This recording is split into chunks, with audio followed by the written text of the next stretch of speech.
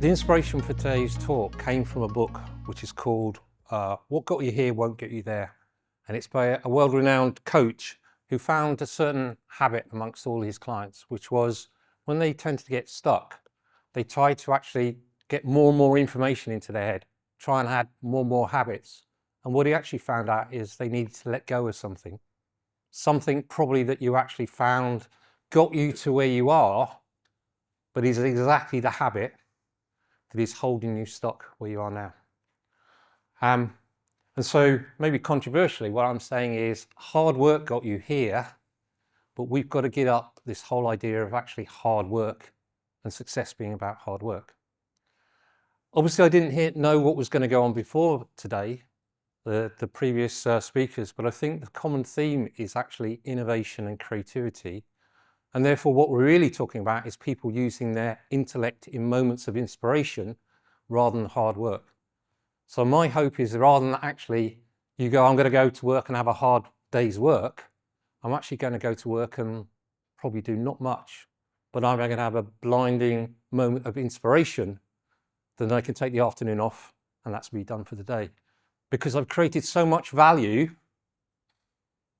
there's no point in me working anymore. So again, some of the slides earlier, we were talking about productivity per hour. We haven't actually seen how many ideas per hour, or the magnitude of the hour of those ideas, or the value. So this is some of the things I'm going to share with you is what I talk with my private clients to get them to simplify what's going in our mind. So one of the things I'll talk about quite often with stress, it's the complexity of our thinking that makes us stressed because we can't figure our way out. And therefore, by simplifying things, that makes it easier for us to see the wood from the trees. I've stopped using this slide now, but most of the time when I put that up, there's one aspect that everyone says that they do well, and that's the relentless action. Everyone goes, yeah, I'm relentless. Yeah, I can work hard. What about your purpose and desire? Oh yeah, I've got that somewhere. Kind of forgotten that big purpose and desire that got us into that innovation. And practical plans, I've got some somewhere, whatever. And what about your momentum support system? What about regular groups, people you can talk to, people you can have confidential conversations with? I don't know what I'm doing, and I've got to do something. Otherwise, the money's going to run out. And if you're a leader like me, I've been in situations, everyone's looking at you because they don't know what to do. So you can't put your hand up and say, I've got no idea what to do. But I've learned as I've got older, that's exactly what I need to do to take the tension out of the situation. Because together, when we admit we don't know, that's the spark of when we can actually go, the tension goes and creativity starts. What's changed? So I don't know about you, but over the last 10 years, I think we're into this continuous change. And so we need new models of business. And this one I use with clients, it emphasizes that innovation is a big part of the business. And really, we're about operations and innovation. And innovation isn't tucked away. Now it's a central part of every business, that if you're not innovating every day and every week as part of it, and you can actually manage innovation so that it delivers value to your customers, then you're not in the right space. You haven't really caught up with the fact that it's continuous change, and that's what it is. The other thing that we need to talk about is think about ways to deal with the unknown. Everybody, I believe, today goes into work and they're faced with some unknowns. And we need to update our thinking so that we don't actually get knocked sideways by the fact that we don't know what we're doing. We should expect that and update our tools, get rid of things like SMART goals, which talk about being realistic, because from the amazing talk we had just before break, there didn't seem anything realistic about putting solar panels into space. I'm sure that's a disservice today, but that's what I took away from it. It just seemed fascinating that I wanted to jump on board by that. But again, like all of us in the room, we are both excited and scared by this thing called the unknown. Even when we look at business now, when I talk at clients, I talk about joy and the love of work, not just the money. And traditional business and metrics is all about money. And I think we've got that all the way around. We all in the room, everyone here, I bet they started the business because of love of something. And then they needed to find out about money. And then maybe if you get somewhere along the lines, you actually forgot about the joy of life because actually you got crushed by the pressure of business. So first of all, I just want to talk about the hidden cost of normalizing stress. Like, hands up in anyone want to admit to feeling stressed at work? Yeah. And we kind of just get on with it. And my personal story was, I'm very good at ignoring stress and switching it off and getting into action. That's why I think I eventually was good at innovation and technology. And then as I became a manager into turnaround situations, because I could just flip from panic into calmness. But what I didn't realize is ongoing in my body was still panicking, but I kind of switched it off. And it's almost like my body was filling up and up until in my mid 40s, it just collapsed. And without the distraction of a busy business, all of this just imploded. I had problems with my marriage. I just couldn't get it together. I was just found myself driving to work in tears, which is kind of weird for a bloke in their 40s who's never talked about emotions. And you're going, what is going on here? You can still operate and you have moments of lucidity, but other times you're just in this cycle of, I don't really like life. I don't really like anything. And that was despite having a loving family, a house that I'd jumped up the job ladder, if you like, so I could to provide for my families, but it was still this dark place. And when I came across coaching, after a couple of bouts of redundancies, it's like someone had given me the coding to my mind, and I instantly changed. The big thing about me on that coaching, which was now 15, 16 years ago, I was the typical geeky guy.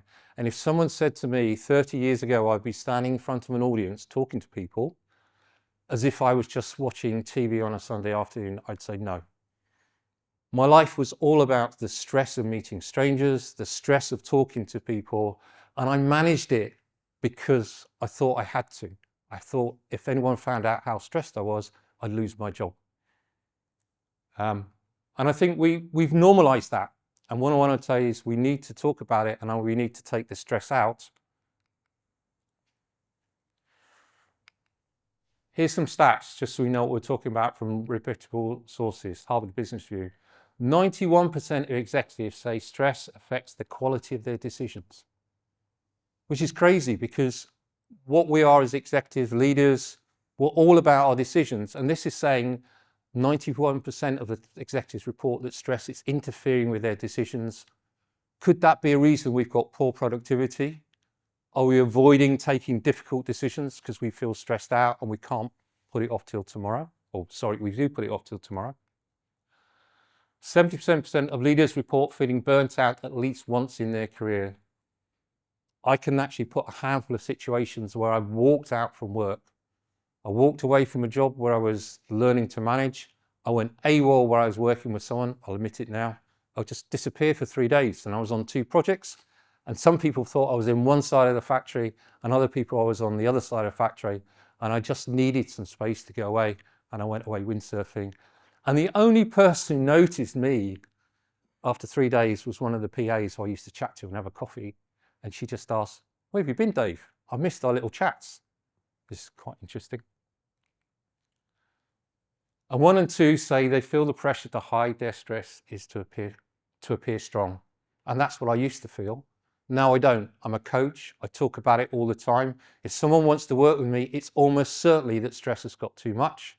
And I'm a big advocate for now that we need better stress management as part of routine in business. Not something we tuck in at the weekends, but actually we de-stress the whole process of business. So what's this cost of just pushing through? 1, I found you lose your edge, that calm, intuitive state where you can think clearly. We all know that quite often. A number of times I've had a busy day and I've got back into work the following next day and I've had a moment of inspiration. It just came to me in a blinding flash what I need to do. But the whole of the previous afternoon I worked through trying to solve something that I solved the next day in a few seconds.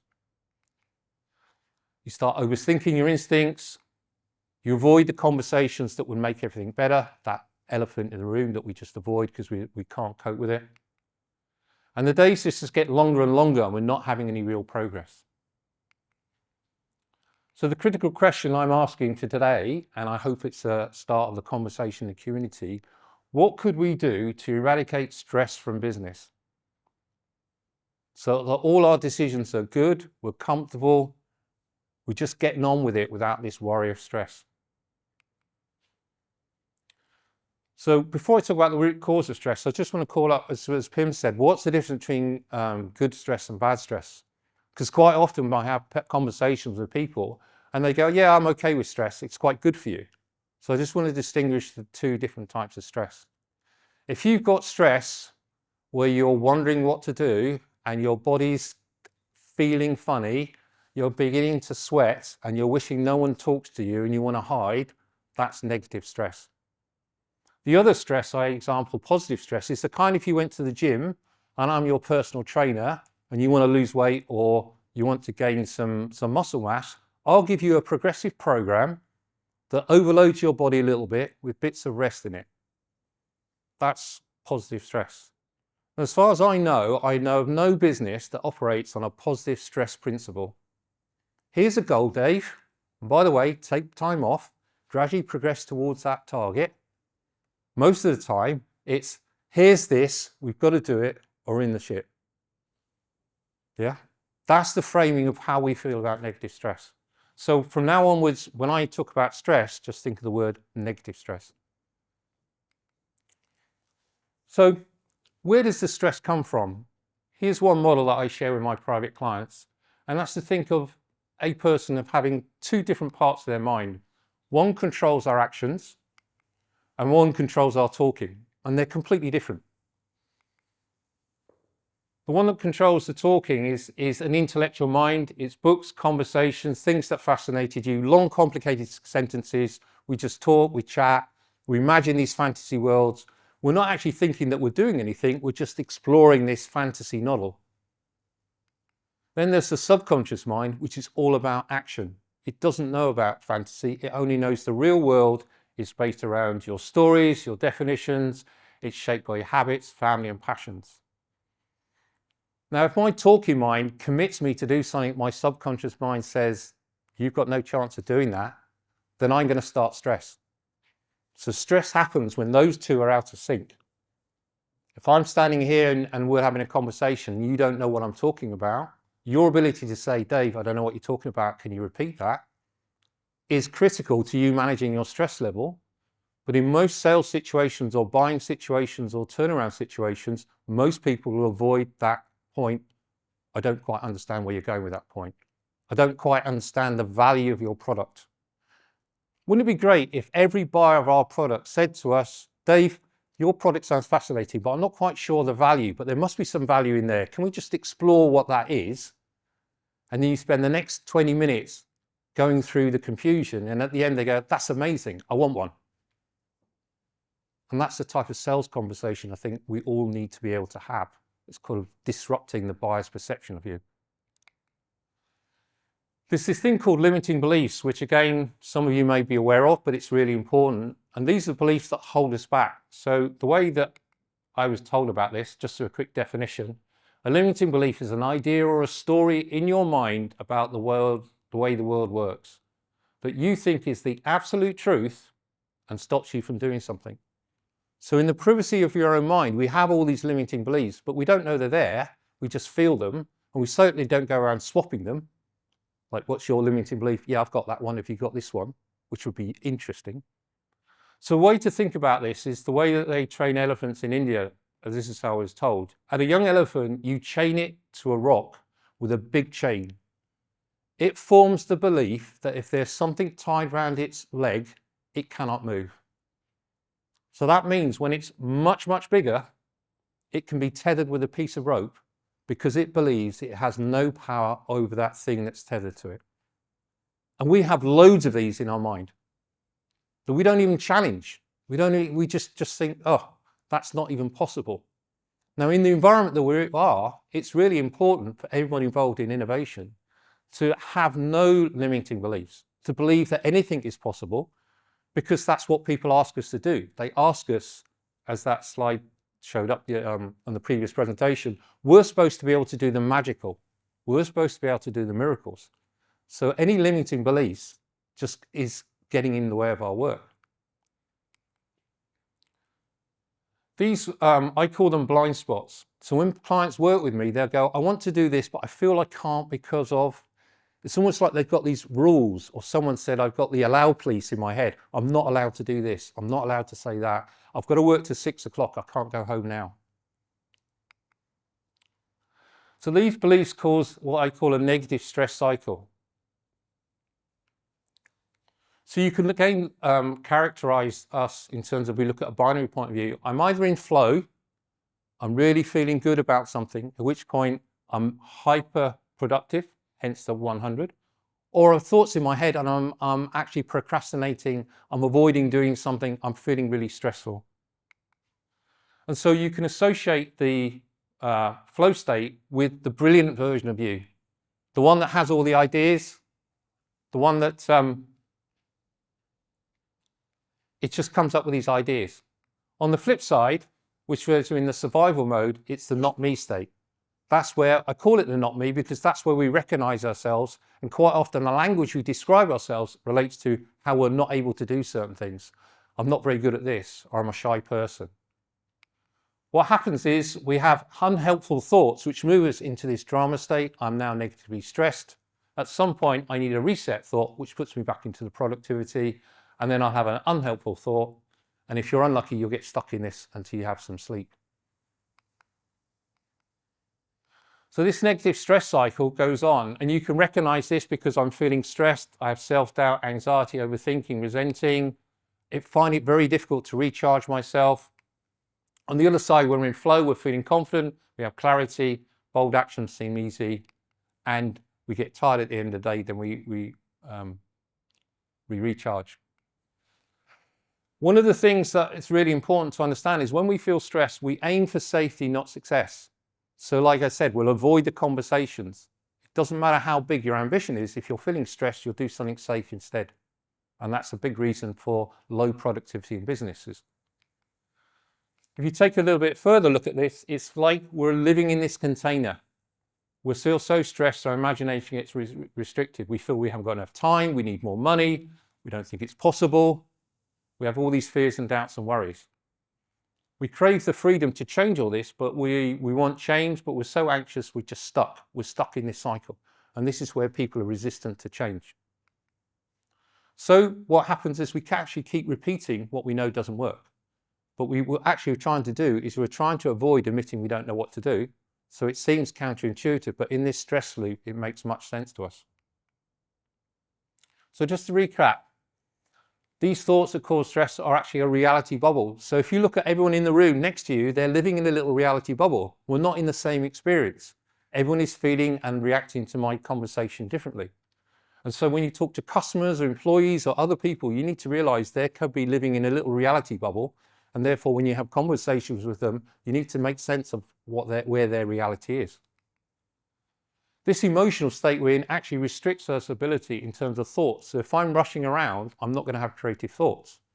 By conversely, if I'm sitting relaxed, I'll be able to have creative thoughts. And so we need to take this into account when we design our businesses and design our meetings and things. Are we actually creating an environment that's conducive to people being creative, or actually creating extra business? So really, stress is a messy mindset problem, where we actually create all these barriers between us and the end result where we want to do, and we get confused. So I want you to take away, there are no real obstacles really in life. It's only our mindset that creates these stresses, which creates these obstacles. And what we really need to be able to do is to shift state and reset, and then we can immediately see with clarity where we need to be. Feeling stress slows down success. And so this is a summary slide that I'd love you to take away. When the slides go out, I'd just like you to take a copy of this and reflect on this. So what could we do about it? The Always Thrive formula is basically saying winning is not the game. What we really want to be able to do is to eliminate stress in our day so that we can be in this unstressed state, because we are so productive in that unstressed state that it's worth doing. And there are 3 steps to this. First, just be aware that this exists, that you go through this cycle of drama and flow all the way through the day, and make proactive statements to actually move out of it. Secondly, have abilities to shift your energy. So when you're feeling stressed, you can shift out of it.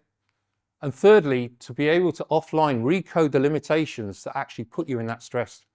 And it's important in business to realize that we are the prize for the money, that we don't actually chase the money. And that's one of the deep codings that we've got inside our minds. This is a model that I use with people to actually name the elephants and get the stress. So you can look at this diagram, and it's a de-stressing diagram because it basically asks you to say what's going on in your mind. What's your compelling future? What's your current reality? And what are the elephants in your head? What are the issues in your mind that are preventing you from actually doing it? It's not about listing the physical things you need to do. It's about listing the imaginary things. And the formula that was given to me by one of my mentors is like the compelling vision plus non-resistance is the desired outcome.